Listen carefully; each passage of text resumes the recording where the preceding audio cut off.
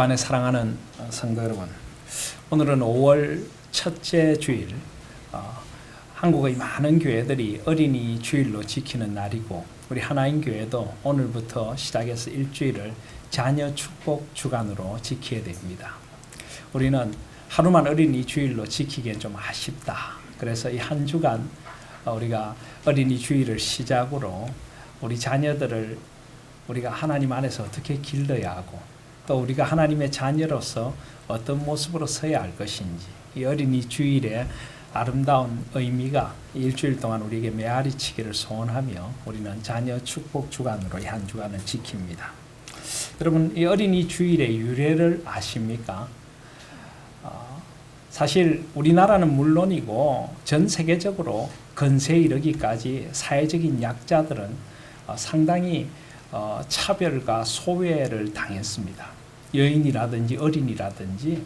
그래서 미국에서도 지금부터 약 한 150년쯤 전에 그런 부분에 대해서 목회자들이 각성이 일어나기 시작하면서 하나님 안에서 종이나 자유자나 남자나 여자나 또 어른이나 어린이나 다 차별이 없고 다 소중한 존재라는 것을 깨달으며 우리가 교회에서 이 어린이들을 소중하게 여기는 그런 문화를 만들어야 되겠다. 또 특별히 다음 세대 교육이 하나님 나라의 미래를 위한 것이다. 그래서 1856년에 미국의 매사추세츠주에 있는 제일 유니버셜 교회, The First Universal Church의 찰스 레널드라고 하는 목사님께서 이 1856년 6월 둘째 주일에 그 교회에서 어린이 주일, Children Sunday라는 걸 처음 만들어서 함께 이 날을 기념했습니다. 왜 6월일까요? 아마 미국 매사추세츠주에는 6월 둘째 주쯤이면 가장 꽃이 만발을 한답니다. 그래서 이 아름다운 꽃처럼 하나님 나라의 미래가 열려간다. 그래서 이 꽃이 가장 아름다운 주일을 하나님 나라의 꽃인 어린이들을 축하하는 날로 지내자. 그래서 6월 둘째 주일을 어린이 주일로 지키게 되었다고 합니다. 그로부터 약 4년이 흐른 후에 1860년에 역시 매사추세츠주에 있는 한 회중교회 Congregational Church에서 어른들이 예배를 드리면서 어린이들을 위한 특별한 예배를 만들었다고 합니다. 샤론의 꽃 어린이, 이런 주제로 어른들이 온 교회를 꽃장식을 하고 꽃 같은 옷을 입고 아이들에게 꽃장식을 해주면서 아주 즐겁고 행복한 주일을 보냈다고 합니다. 그래서 이 원래 어린이 주일이라고 하던 말에 한 가지가 더 붙여졌습니다. 뭘까요? 꽃주일, Flower Sunday라고 하는 꽃주일이란 말이 더 붙여졌습니다. 이것이 참 보기에 아름다웠던 것 같습니다. 그래서 1868년에 미국 감리교에서 전국적으로 어린이 주일, 꽃주일을 지키기로 했고, 이어서 1883년이 되어서는 미국의 장로교는 물론이고 모든 교파에서도 이 어린이 주일을 지키기로 해서 그때부터 전 세계적으로 6월 둘째 주일이 어린이 주일이 되었습니다. 그렇다면 우리나라에서는 어린이 주일이 어떻게 전해졌을까요? 제가 1883년에 미국의 교회들이 전국적으로 어린이 주일을 지키기로 했다라고 하는데, 미국을 중심으로 한 우리 개신교 선교사들이 우리나라에 처음 들어온 것이 언제입니까? 1884년이죠.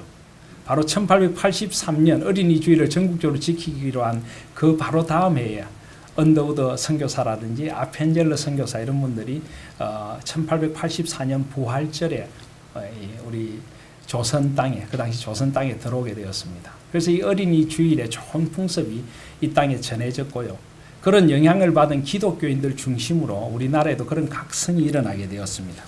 1922년에는 일본 동경에서 방정환 선생님, 마혜송 선생님 이런 분들에 의해서 색동회가 조직이 되었고, 1923년부터 5월 1일을 어린이날로 정해서 지키게 되었습니다. 그런데 일제의 탄압으로 그 일이 멈추었다가 해방이 되자마자 1946년에 5월 5일로 어린이날을 지키게 되었습니다. 교회는 이 어린이 주일을 지키는 교회들도 있었고 지키지 않는 교회들도 있었는데 주로 6월 둘째 주에 지키다가 1957년에 어린이 헌장이 재정 공포되면서 이 어린이날과 발맞추어서 5월 첫째 주일을 어린이 주일로 지키자. 그래서 그때부터 우리 한국의 많은 교회들이 어린이 주일로 이 날을 지켜오고 있습니다. 얼마나 아름다운 교회의 역사를 가진 그런 주일인지 모르겠습니다. 이 어린이 주일을 어떻게 지켜야 될 것인가? 성경적으로 또 교회의 역사적으로 4가지 지침이 있습니다. 첫 번째는요, 어린이로 하여금 자기가 하나님의 자녀됨을 일깨워주는 주일로 지켜야 한다. 우리 어린이들이 하나님의 자녀이다. 하나님의 형상으로 지음받은 하나님의 창조의 작품이고 하나님의 사랑을 받는 존재임을 일깨워줘야 합니다. 그런데 여러분, 이것이 어디 어린이만의 이야기겠습니까? 우리도 마찬가지입니다. 저는 어린이 주일이 어린이에게만 국한된 주일이라고 생각하지 않습니다. 하나님 안에서 우리가 다 하나님의 자녀 어린이들이죠. 그래서 이 어린이 주일에 우리는 다시 한번 하나님의 자녀됨을 다시 한번 생각해 봐야 합니다. 하나님이 나의 아버지시라면 그분의 품 안에서 내가 어떻게 살아가고 자라가야 할 것인가? 또 나는 하나님의 자녀인데 하나님의 자녀된 나의 모습이 어떠한가? 우리는 이 하나님의 자녀됨을 다시 한번 어린이 주일에 일깨워야 하는 것입니다. 두 번째로는 하나님의 자녀들이 살아가야 하는 삶의 방식을 가르쳐야 한다라고 되어 있습니다. 하나님의 자녀들이 어떻게 하나님을 사랑하고 어떻게 이웃을 내 몸과 같이 내 자신과 같이 사랑하며 살 것인가? 이 하나님 자녀들의 삶의 방식을 가르쳐야 합니다. 그렇다면 우리 어른들도 마땅히 하나님의 자녀인 나는 하나님의 자녀답게 잘 살고 있는지, 하나님의 자녀다운 삶의 길이 무엇인지를 우리는 돌아보면서 하나님의 자녀로서의 우리의 모습을 회복하는 주일이 되어야 될 줄 믿습니다. 세 번째로는 자녀 교육에 대한 부모의 책임을 일깨우는 주일입니다. 자녀들은 우리의 소유가 아닙니다. 하나님께서 나에게 맡겨주신 특별한 선물입니다. 그래서 우리는 하나님의 청지기로서 우리의 자녀들을 주의 교양과 훈계로 양육해야 합니다. 나는 하나님의 자녀를 맡은 하나님 앞에 선 부모인가? 나는 도대체 내 자녀들을 어떻게 기르고 있는가? 또 어떻게 길러왔는가? 우리의 부모됨과 우리에게 맡겨주신 자녀에 대한 우리의 의무와 특권을 반성적으로 돌아보는 날이 어린이 주일이 되어져야 할 것입니다. 마지막으로 교회 학교, 교회 교육의 중요성을 일깨우는 날입니다. 우리 교회가 얼마나 다음 세대를 위하여 헌신하는 교회인가?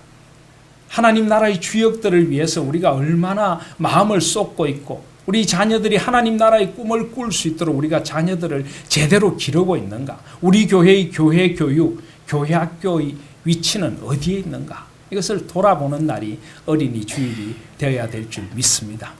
다시 한번 말씀드리면 먼저 우리가 하나님의 자녀임, 우리의 존재가 어떤 존재인가를 다시 한번 회복하고 두 번째로 하나님의 자녀가 마땅히 살아야 될 길이 무엇인가를 하나님 앞에서 돌아보며 우리 부모됨을 돌아보고 우리 교회 교육의 자리를 생각해보는 이것이 바로 어린이 주일이다 하는 것입니다. 저는 그런 의미에서 이 어린이 주일에 오늘 우리가 받아서 나누는 이 말씀은 정말 중요한 말씀이라고 생각합니다. 왜냐하면 성경에서 예수님의 어린 시절을 보여주는 유일한 말씀이고 한 인간이 하나님 안에서 어떻게 자라가야 하는지를 보여주는 가장 중요한 말씀이기 때문입니다. 오늘 말씀을 보시면 누가복음 2장 39절에 주의 율법을 따라 모든 일을 마치고 갈릴리로 돌아가 본 동네 나사렛에 이르니라. 40절에 아기가 자라며 강하여지고 지혜가 충만하며 하나님의 은혜가 그의 위에 있더라. 예수님의 아기 시절부터 예수님이 어떻게 자랐는지 하는 말씀이 오늘 말씀에 나옵니다. 그리고 41절 이하에 보시면 예수님께서 12살 되었을 때 유월절을 지키러 예루살렘에 올라갔다가 그 율법의 선생들과 예수님이 논쟁을 하고 토론을 하고 대화를 하는 장면이 나옵니다. 이 듣는 자가 다 예수님의 지혜와 대답을 놀랍게 여기게 됩니다. 그리고 그 부모는 예수님이 순례를 마치고 돌아가는 길에 사라진 것을 알고 사흘을 찾아 헤맵니다. 그래서 근심하여 예수님을 만나자마자 우리가 너를 찾았노라. 그때 예수님께서 49절을 보시면 뭐라고 하십니까? 어찌하여 나를 찾으셨나이까? 내가 내 아버지 집에 있어야 될 줄을 알지 못하셨나이까? 그렇게 대답을 하십니다. 그리고 그런 후에 오늘 본문인 51절 보시면 예수께서 함께 내려가사 나사렛에 이르러 순종하여 받드시더라. 그 어머니는 이 모든 말을 마음에 두니라. 52절에 예수는 지혜와 키가 자라가며 하나님과 사람 앞에 더욱 사랑스러워 가시더라. 이것이 예수님께서 공생애를 시작하시기 전까지 어떻게 자라나셨는가를 보여주는 유일한 본문입니다. 우리는 조금 이렇게 생각해 볼 수도 있습니다. 왜 이것만 가르쳐 주셨을까? 예수님은 어린 시절을 어떻게 보내셨고 청소년기를 어떻게 보내셨고 어떤 놀이를 좋아하셨으며 어떻게 친구들을 대하셨고 어떻게 삶을 배워가셨는지 조금 자세히 말씀해 주시면 안 되었을까 이런 생각도 우리는 해볼 수가 있습니다. 그런데 여러분 하나님의 지혜가 우리의 지혜보다 훨씬 크시죠. 예수께서 행하신 일을 다 기록한다면 이 세상과 이 세상이라도 그 기록한 것을 둘 책이 없었다고 우리 지난주에도 요한복음 20장과 21장 말씀을 나누지 않았습니까? 하나님께서 이것이면 충분하다 하셔서 이 말씀을 기록하신 것입니다. 그러므로 우리는 여기서 한 사람이 어떻게 성장해가고 우리의 자녀들을 어떻게 길러야 되는지 하나님의 지혜의 말씀을 가장 직접적으로 배울 수가 있는 것입니다. 또 하나 생각해봐야 될 것은 이 말씀은 어린이 교육에만 해당되는 것일까요? 예수님께서 공생애를 시작하시기 전까지의 말씀이기 때문에 어린이를 어떻게 길러야 하고 어린이가 어떻게 자라야 하고 청소년기와 청년기를 어떻게 보내야 할지 그래서 어른이 된 우리에게는 해당 사항이 없는 말씀일까요? 그렇지 않습니다. 예수님의 생애의 모습들은 무엇이든지 하나님의 형상으로 회복된 우리의 모습을 보여주고 있습니다. 예수님은 33세 때 십자가에 못 박혀 죽으셨습니다. 그러면 그 뒤에 예수님의 이 땅에서의 삶을 보여주는 말씀이 없다고 해서 우리는 33세 이후에는 더 이상 닮아가야 할 예수님의 모습이 없는 것입니까? 그건 아니죠. 그것처럼 이 말씀은 어린이에게만 해당되는 말씀이 아니라 한 인간이 하나님 아버지 앞에서 어떻게 한평생을 자라가야 될지를 우리에게 보여주는 말씀으로 우리는 이 말씀을 마땅히 받아야 할 것입니다. 또 52절 말씀해 보시면 예수는 지혜와 그 키가 자라가며 하나님과 사람에게 더욱 사랑스러워 가셨다. 여기 키라고 하는 이 단어가 원래 헬라어로 무엇일까요? 이 헬라어 말 가운데도 보면 우리말하고 좀 비슷한 말이 있고 히브리어에도 우리말을 연상시키는 말이 있습니다. 옛날에 저희들 신학교 다닐 때 구약의 히브리어나 신약의 헬라어를 외울 때 단어를 그렇게 외웠습니다. 예를 들어 구약의 히브리어로 광야를 뭐라고 하는지 아십니까? 미드바르라고 부릅니다. 저희들이 어떻게 외웠는지 아십니까?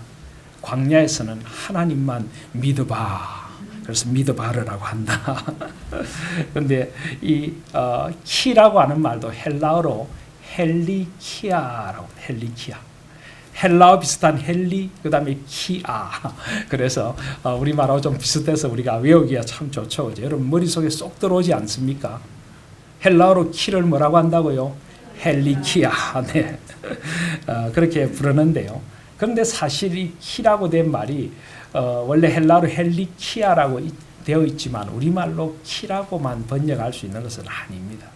이 말씀은 나이 또는 성숙, 완전함 이렇게도 번역이 가능한 것입니다. 예를 들어 에베소서 4장 13절에 보시면 우리가 다 하나님의 아들을 믿는 것과 아는 일에 하나가 되어 온전한 사람을 이루어 그리스도의 장성한 분량이 충만한 데까지 이르리니 여기 장성하다 이 말이 바로 헬리키아입니다.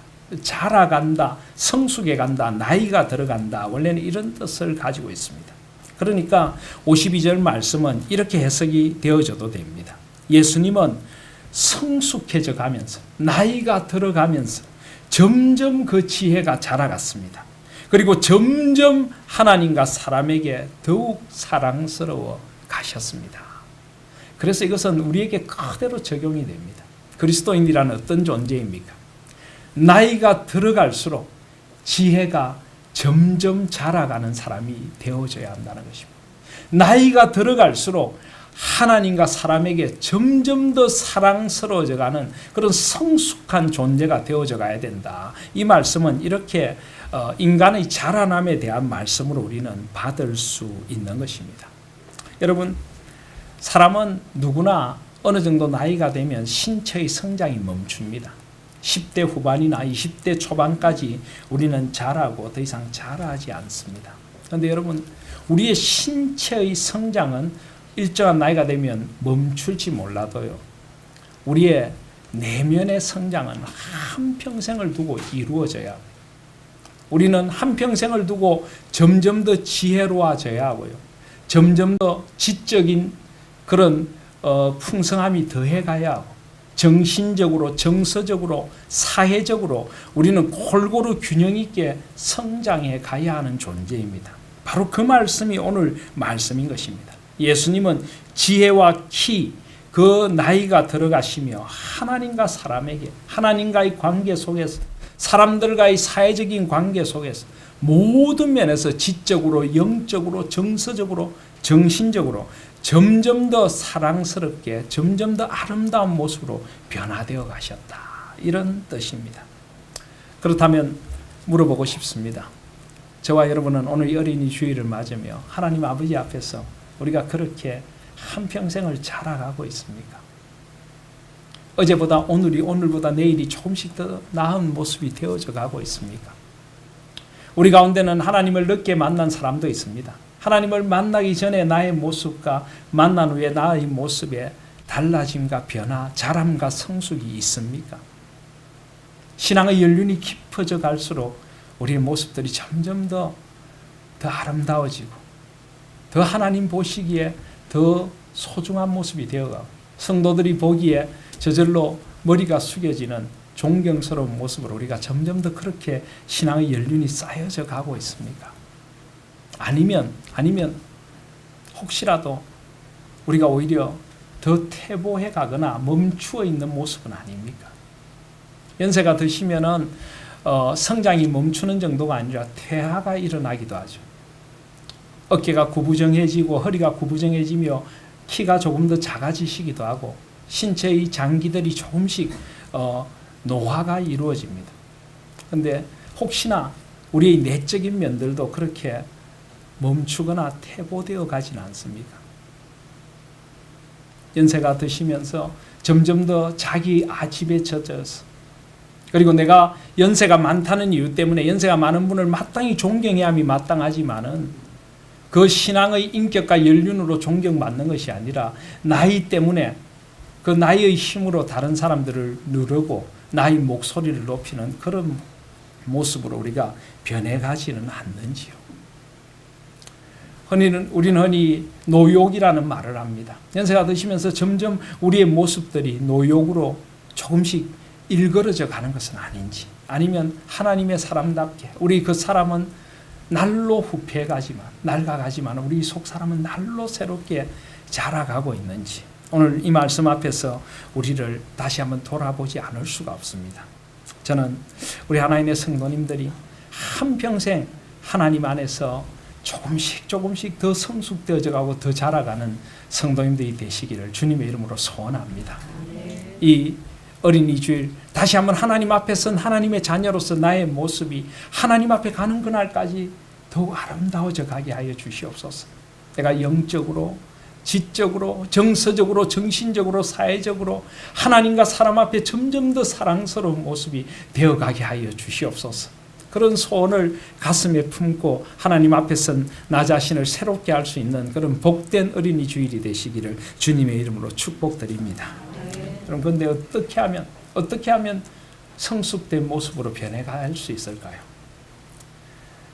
우리는 신앙생활을 통하여 그런 고민을 많이 합니다. 그리고 그것을 단정적으로 하나의 답으로 말할 수는 없을 것입니다. 그런데 오늘 어린이 주일에 특별히 생각해 보고자 하는 것은 우리 주님께서 어린이를 대상으로 하여 주신 교훈의 말씀이 있죠. 오늘 우리가 함께 읽은 교동문에 있는 말씀이기도 한데요. 주님께서 뭐라고 하셨습니까? 이르시되 진실로 너희에게 이르노니 너희가 돌이켜 어린 아이들과 같이 되지 아니하면 결단코 천국에 들어가지 못하리라. 주님께서는 우리가 돌이켜 어린아이와 같이 되어야 천국에 들어간다라고 하셨습니다. 마가복음 10장 15절에 보시면 내가 진실로 너에게 이르노니 누구든지 하나님의 나라를 어린아이와 같이 받들지 않는 자는 결단코 그곳에 들어가지 못하리라. 여기 하나님의 나라를 어린아이와 같이 받든다는 것은 뭘 받든다 이것이 아니라 원래는 받아들인다. 그러니까 하나님의 나라를 어린아이 같이 받아들인다는 것은 하나님의 나라라고 하면서 하나님의 다스리십니다. 하나님의 아버지 되심을 어린아이 같이 받아들인다 이런 뜻입니다. 여러분, 어린아이에게는 긍정적인 면과 부정적인 면이 공존합니다. 어떤 긍정적인 면이 있습니까? 어린아이들은 순수하죠. 물론 아이들에게도 영악한 면이 있지만은요, 아이들이 순수하다는 것은 오직 부모님만으로 만족한다. 이 엄마와 아빠에 대한 전적인 신뢰가 어린아이들에게 있습니다. 이것저것 따지지 않습니다. 그냥 높은 곳에서 아빠가 뛰어내리라고 하면 아이들은 아무것도 안 보고 그냥 아빠 한 분만 믿고 뛰어내리죠. 아무리 힘들고 어려운 일이 있어도 엄마 품에 있으면 세상이 어떻게 돌아가는지 모르고 즐거워하고 행복해합니다. 전적으로 부모님만을 신뢰합니다. 부모님이면 만족한 것입니다. 그리고 부모님의 품 안에 있으면 늘 행복하고 기쁘고 노래가 절로 나옵니다. 안정감을 누립니다. 어쩌면 하나님 나라를 어린아이와 같이 받아들인다는 것은 이런 모습 아닐까요? 우리는 점점 나이가 들어가면서 하나님에 대한 순수한 신뢰, 온전한 사랑을 잃어버립니다. 점점 세상의 방식으로 우리는 계산을 합니다. 그래서 어린아이 같은 순전함으로 하나님을 사랑하고 하나님 품에 안기기보다는 우리는 불신하고 원망하고 불평하고 하나님 한 분으로 만족하지 못하고 세상을 기웃거리는 일들이 얼마나 많습니까? 그래서 고린도전서 14장 20절에 보시면 형제들아 지혜는 아이가 되지 말고 악에는 어린아이가 되라. 지혜는 장성한 사람이 되라 하는 말씀이 있습니다. 그러니까 어린아이들의 또 부정적인 면은 미숙하다는 것이죠. 또 때로는 아이들도 지극히 자기중심적이 될 수 있습니다. 엄마 아빠는 좋아하는데 엄마 아빠를 자기만의 엄마 아빠로 붙들고 또 다른 이들에 대하여 아주 배타적인 그런 자기중심성이 있을 수가 있습니다. 그리고 어린아이들도 전적으로 타락한 인간의 모습 속에서 악함이 있을 수가 있습니다. 그래서 악에는 어린아이가 되십시오. 무슨 말입니까? 세상의 악에 대해서는 어린아이 같은 순수함으로 악에 물들지 말라는 것입니다. 하나님을 사랑하는 그 사랑에 있어서는 어린아이 같은 순전함을 한평생 잃어버리지 말고 하나님 한 분으로 만족하고 날 사랑하심 성경에 쓰셨네. 그 찬양을 부르기만 해도 행복하고 삶이 힘들고 어려울 때 아버지 부르면서 하나님 품에 푹 안길 수 있고 하나님께 삶의 모든 것을 맡길 수 있고 하나님이 나와 함께 하신다면 이 세상 모든 것이 다 있어도 그것 부럽지 않고 하나님 한 분으로 만족할 수 있는 그런 어린아이 같은 순전함, 이것이 바로 악에는 아이가 되는 것입니다. 그리고 지혜는 장성한 사람이 되십시오. 이 지혜로움에 있어서는 자라가야 합니다. 하나님을 아는 것, 이 지혜라고 하는 것은요, 하나님을 아는 것입니다. 지혜는 하나님과의 관계의 문제인 것입니다. 연세가 들어갈수록 신앙이 깊어갈수록 하나님을 더 깊이 사랑하는 사람이 되는 것입니다. 그리고 하나님의 은혜를 더 깊이 깨닫게 되고요. 하나님 안에서 그 하나님의 그 은혜 앞에서 세상을 보는 눈이 점점 더 깊어져 가고 넓어져 가고 점점 더 하나님의 마음을 깨달아 알아가는 것, 이것이 바로 지혜입니다. 여호와를 경외함이 지혜의 근본이라. 하나님을 더 사랑하게 되고 하나님을 더 공경하게 되고 그 공경의 마음이 점점 생기는 것이 지혜인 것입니다. 그래서 이 지혜는 장성한 사람이 되라. 예수님은 그 나이가 들어가면서 그 지혜가 점점 더 깊어져 갔다라고 되어 있습니다. 사랑하는 성도 여러분, 하나님의 마음을 아실 수 있기를 바랍니다. 어린아이와 같은 마음으로 순전함으로 아버지의 품에 안기시고 하나님 안에서 아버지의 마음을 점점 알아감으로 자라가는 것, 이것이 바로 하나님이 원하시는 진정한 자라감입니다. 오늘 말씀을 보시면 철저히 하나님 안에서 자라가면 우리 존재의 자라감이라는 것도 알 수가 있습니다. 하나님께서는 우리가 무엇을 하느냐보다 우리가 어떤 존재가 되느냐에 훨씬 관심이 많으십니다. 오늘 40절 말씀에도 아기가 자라며 강화해지고 지혜가 충만하며 하나님의 은혜가 그의 위에 있더라. 오늘 51절에도 예수님께서 나사렛에 이르러 순종하여 받으시더라. 그 부모를 순종하는 자녀가 되고 하나님을 순종하는 자녀가 되고 52절에 예수는 지혜와 키가 자라가며 하나님과 사람 앞에 더욱 사랑스러운 존재가 되어 가시더라. 그렇습니다. 우리는 신앙을 자꾸만 무엇을 해야 하는 것으로 치환시켜버릴 때가 많습니다. 특별히 우리 한국의 교회들은 자꾸만 이 신앙의 겉모습에 치중을 합니다. 무엇을 봉사하고 얼마나 헌신하고 얼마나 하나님 앞에 드리고 그러다 보니까 교회의 지도자를 뽑는데도 그가 얼마나 신앙적으로 성숙하고 하나님 앞에 변화된 인격인가를 보기보다는 그가 얼마나 교회에 기여를 할 수 있고 얼마나 영향력을 행사할 수 있고 그런 사람들을 교회의 지도자로 뽑아놓으니 교회가 몸살을 앓는 것입니다. 우리 기준이 잘못되어 버렸습니다. 그래서 하나님 안에서 내가 성숙되어져 가고 하나님의 사람으로 내가 변화되어 가고 나의 생각과 마음이 바뀌어 가는 것에는 별로 관심이 없고 자꾸만 겉으로 보이는 무엇을 통해서 내가 마치 반대급부처럼 무언가 인정을 받으려고 하는 그런 욕구가 우리 가운데 자꾸만 생겨나게 되었습니다. 이 잘못된 기복주의, 잘못된 율법주의, 잘못된 공로주의가 우리의 신앙의 걸림돌이 되기도 했던 것입니다. 하나님께서는 우리가 어떤 존재인가가 중요합니다. 우리가 무엇을 하느냐보다 내가 하나님의 자녀이기에 소중하고 하나님 안에서 점점 더 하나님 앞에 하나님의 마음을 알아가는 사랑스러운 존재가 되는 것을 하나님께서 원하시는 것입니다. 그래서 교회도 사람을 이렇게 봐야 합니다. 사람을 결코 효용의 가치로 봐서는 안 됩니다. 저 사람이 우리 교회에 더 많이 기여를 할 수 있기 때문에 더 중요하고 더 쓸모가 있기 때문에 더 중요하고 그렇지 않은 사람은 별로 중요하지 않다. 이것은 교회의 존재 방식이 아닙니다. 우리 성도님들 가운데는 정말 다재다능한 재능을 가진 분들이 있습니다. 지난 주일에도 이 교회 벽에 로프를 타고 그냥 내려가셔서 그냥 그 위험한 일을 해내신 분이 계십니다. 저는 너무나 존경스럽고 그렇게 위험한 일을 하셨나 싶어서 나중에 제가 회의한다고 몰랐는데 알고 난 뒤에 아찔한 생각이 들었고 제가 있었으면 좀 말렸을 것이라는 생각을 합니다. 저는 그 집사님의 헌신이 너무나 귀하고 함께 하신 분들이 너무 귀합니다. 그런데요, 오해하지 마십시오. 그 집사님이 그렇게 다재다능한 일을 하실 수 있다고 해서 그분이 다른 분보다 더 소중한 존재 이렇게 되는 것은 아닙니다. 오해하지 마시길 바랍니다.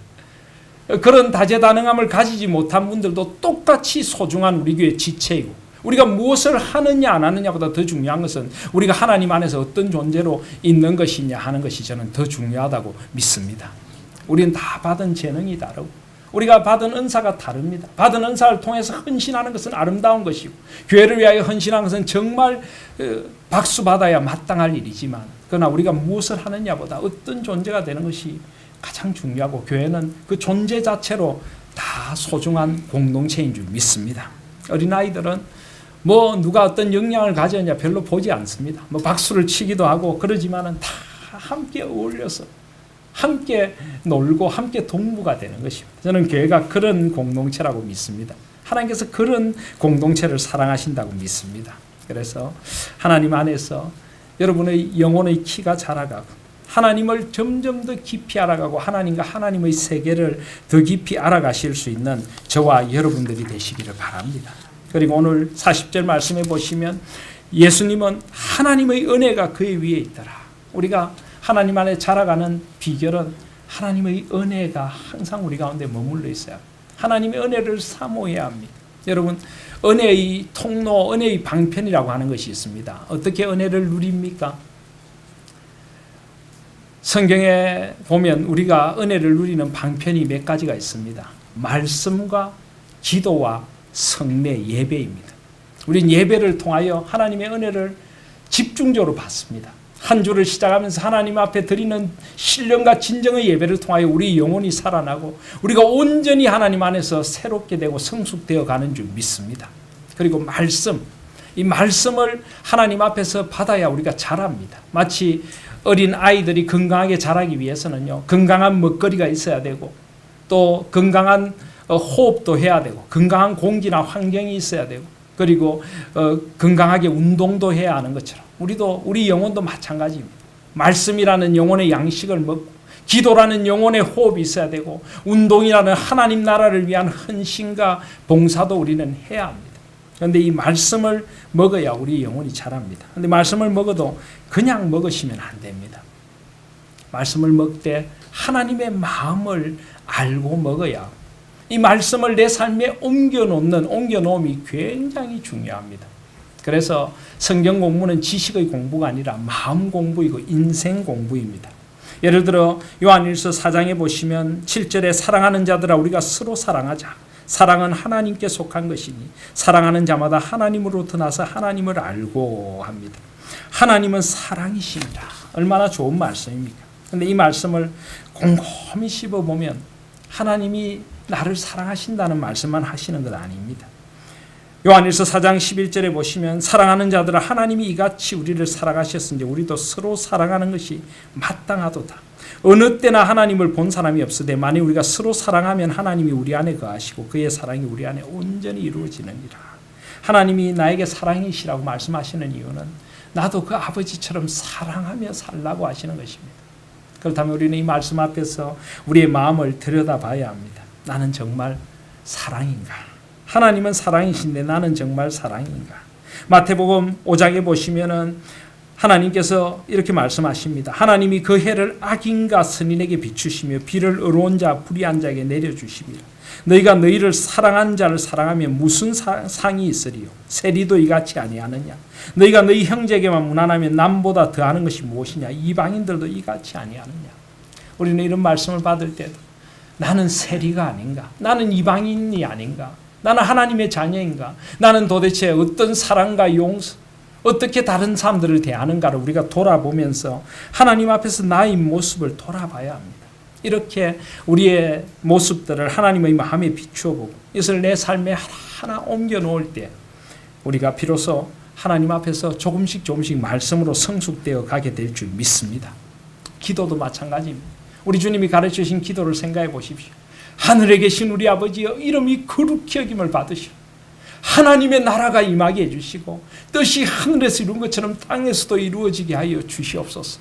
오늘날 나 혼자만 아니라 우리에게 일용할 양식을 주옵시고 가난하고 힘든 이들을 돌아보게 하시고 우리가 우리 죄를 사함받은 같이 우리가 우리에게 죄를 지은 자를 용서해달라.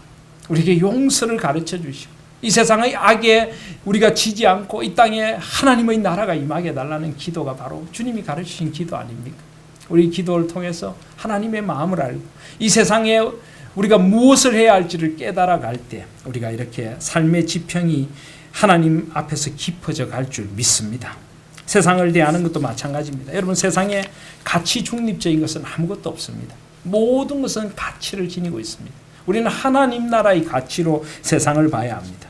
어떤 교회에는 우리 교회 성도님들이 어떤 특정한 방송의 보도만 늘 보다가 교회 와서 늘 그 특정한 방송의 보도를 가지고 계속 이야기를 해서 교회가 시끄럽다는 이야기를 들었습니다. 여러분 언론이란 것도요 절대 중립적이지 않습니다. 언론은 공정 보도를 한다고 하지만은요 원래 언론의 기능 자체가 중립적이지 않습니다. 언론의 기능이 세 가지가 있는데요.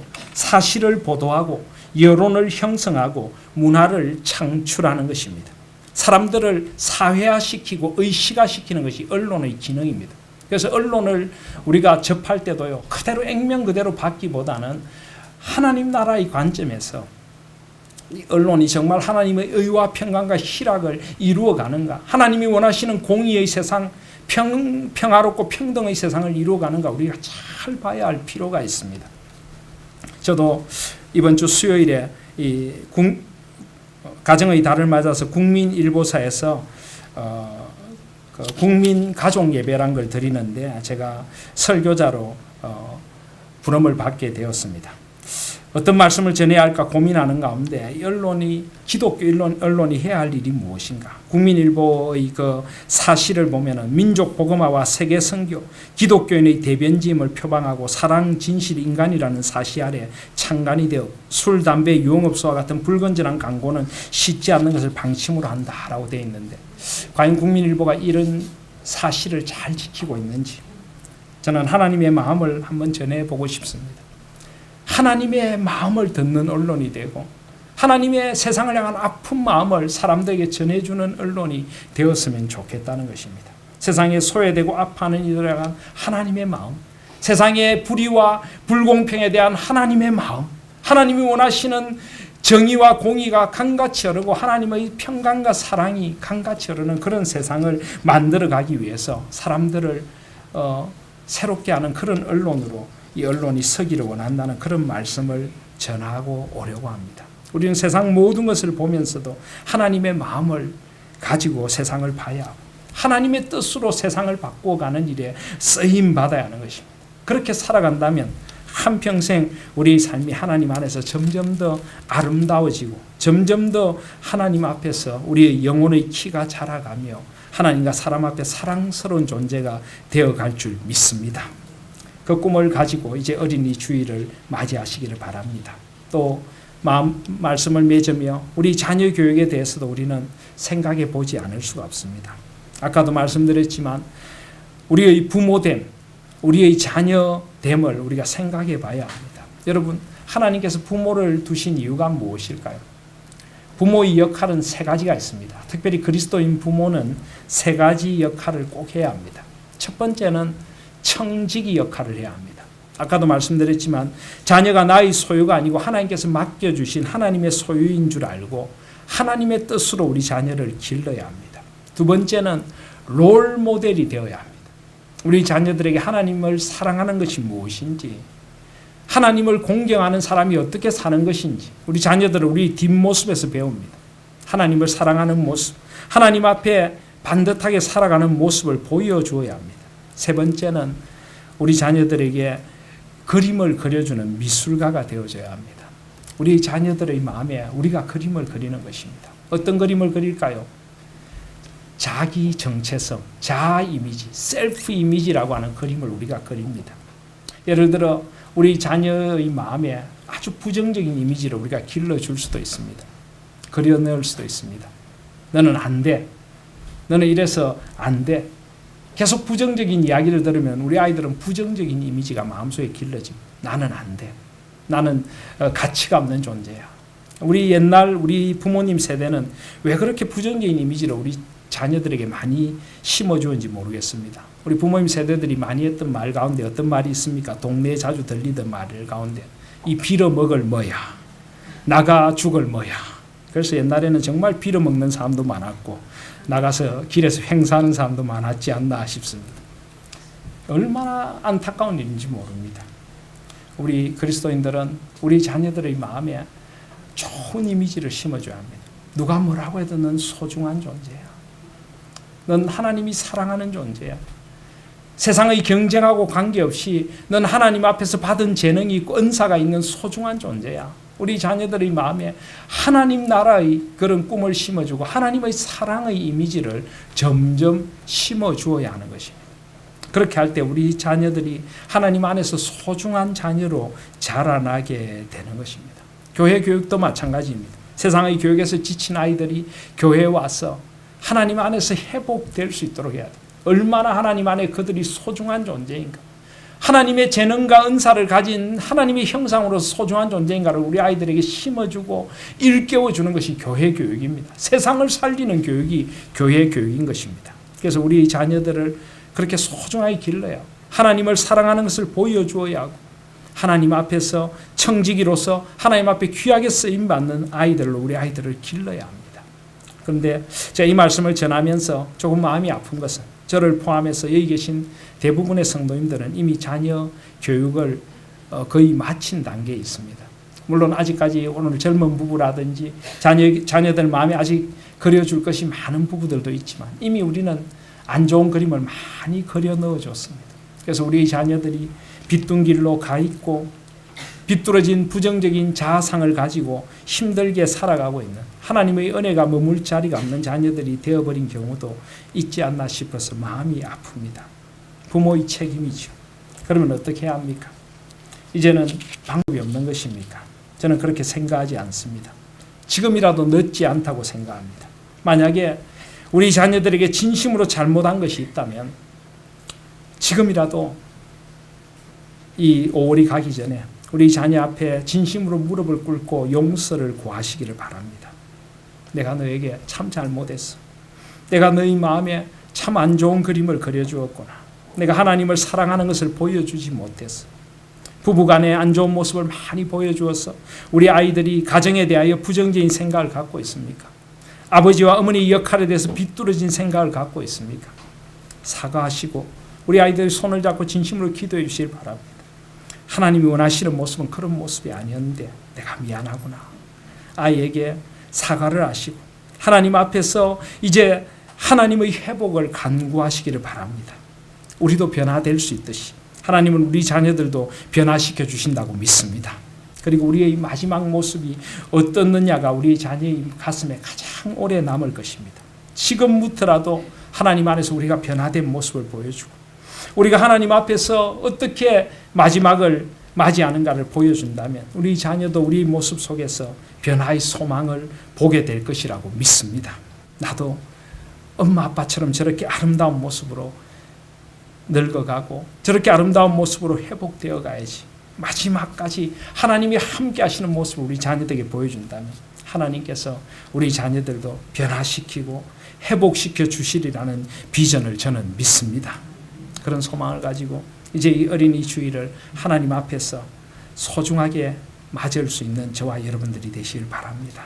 다시 한번 하나님 앞에서 우리가 어떻게 자라가야 하고 우리 자녀들을 어떻게 전인적으로 키워야 하며 어떻게 하나님의 사람으로 키워야 할지 다시 한번 주님 앞에서 우리의 소망을 찾아가시는 복된 주일이 되시기를 주님의 이름으로 소원합니다.